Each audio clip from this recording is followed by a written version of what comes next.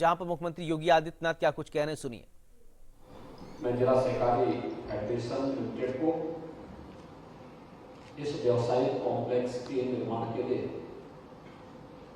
हृदय से धन्यवाद देते हुए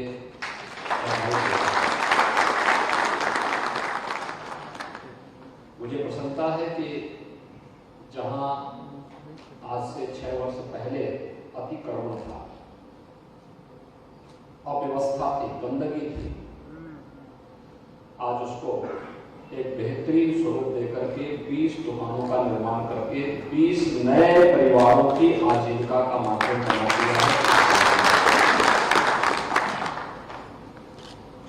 यही सहकारिता है।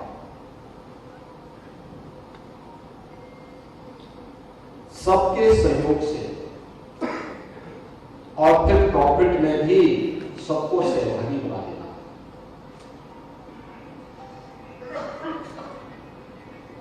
जिला सहकारी फेडरेशन को अपनी इनकम बढ़ाने का अवसर प्राप्त हुआ।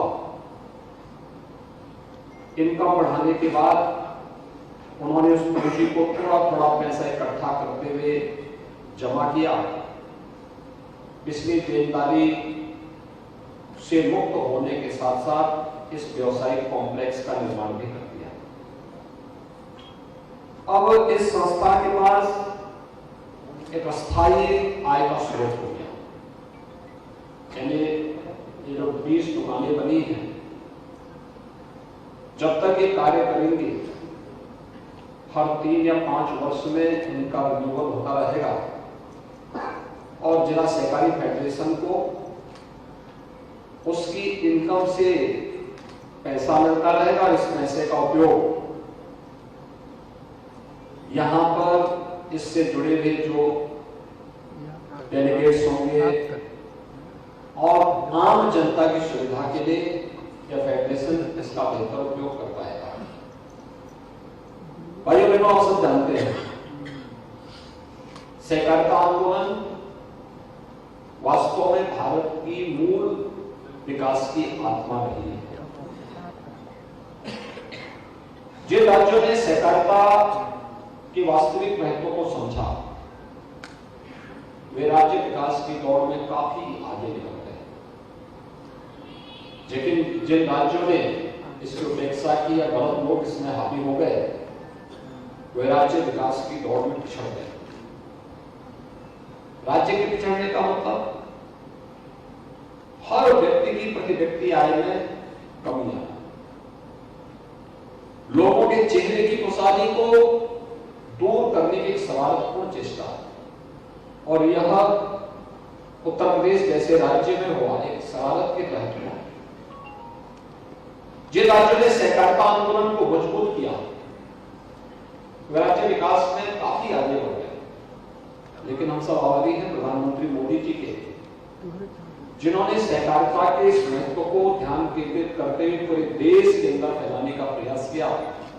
और आज भारत सरकार ने सहकारिता को भी एक मंत्रालय के रूप में गठन करते हुए देश के गृह मंत्री अमित शाह जी को ही इस मंत्रालय का दायित्व दिया है। और सहकारिता आंदोलन आज देश के अंदर तेजी के साथ फैलता हुआ दिखाई दे रहा है। इस सहकारिता सबकी सहभागिता से विकास के नए नए आयाम स्थापित कर देगा और इस कार्यक्रम को बहुत बेहतरीन तरीके से आगे बढ़ाया जा सकता है। यह किसी भी प्रकार की नौकरशाही से मुक्त आम जन की सहभागिता से, उनके द्वारा चुने गए डायरेक्टर होंगे, उनके द्वारा चुने गए सभापति होंगे, उनका एक निश्चित कार्यकाल होगा, उनकी बायलॉज के अनुसार उनकी कार्य पद्धति होगी और वह हर एक किसान को बीज से लेकर बाजार तक पहुंचाने की सुविधा, उस प्रॉफिट में मिलने वाली जो उसका लाभांश में सहभागी बनाने की व्यवस्था, इन सभी के साथ जोड़ने का एक बेहतरीन कार्य कर सकता है। क्या स्थितियां थी 2017 के पहले उत्तर प्रदेश में? 16 हमारे सहकारी बैंक ऐसे थे, जिला सहकारी बैंक ऐसे थे जिनके लाइसेंस ही रिजर्व बैंक ने निरस्त कर दिए। फंसी हुई पूंजी ब्लॉक हो गई थी और स्वाभाविक रूप से कोऑपरेटिव बैंक में पैसा किसका रहता है? छोटे किसानों का, छोटे व्यवसायियों का।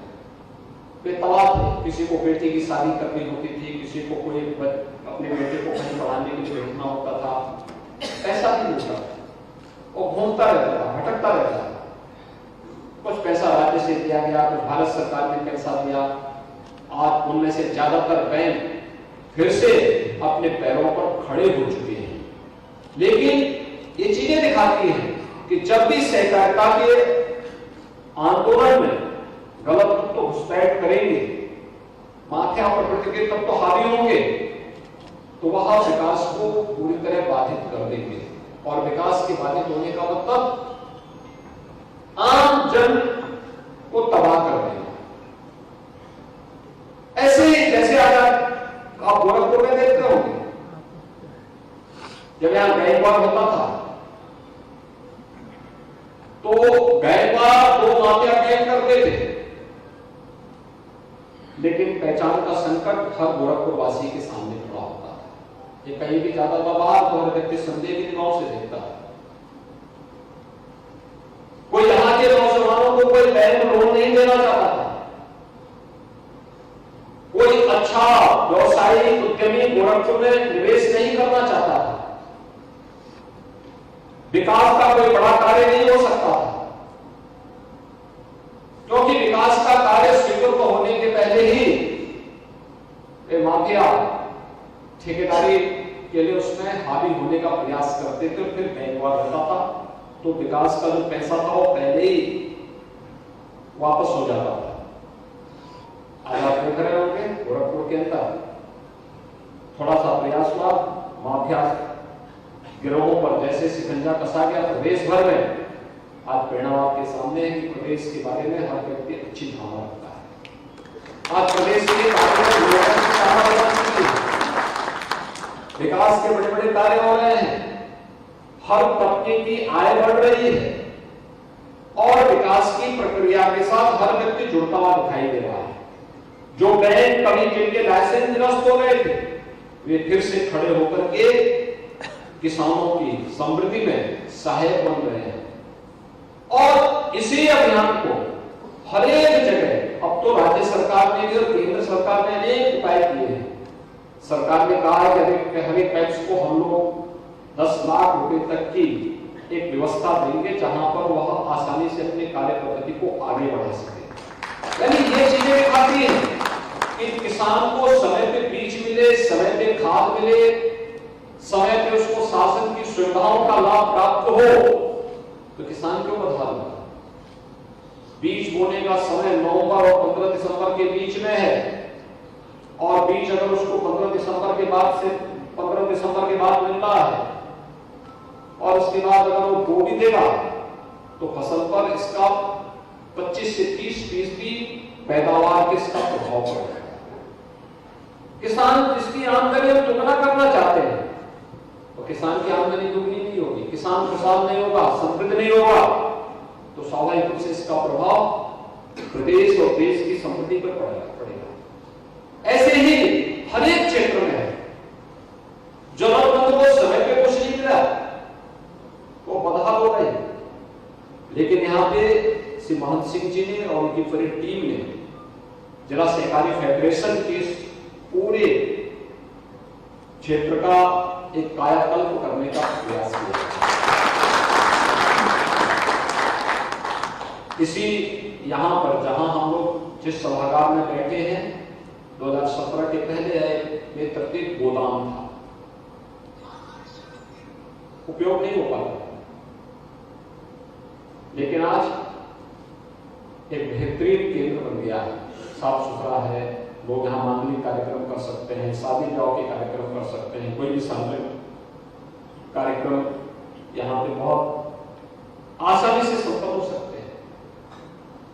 जो भूमि थी जिसपे अवैध अतिक्रमण था, 20 दुकानें बन गई हैं, यानी 20 दुकानों का मतलब 20 परिवार डायरेक्ट इससे लाभान्वित हो गए हैं, 20 परिवार सीधे इससे लाभान्वित होंगे।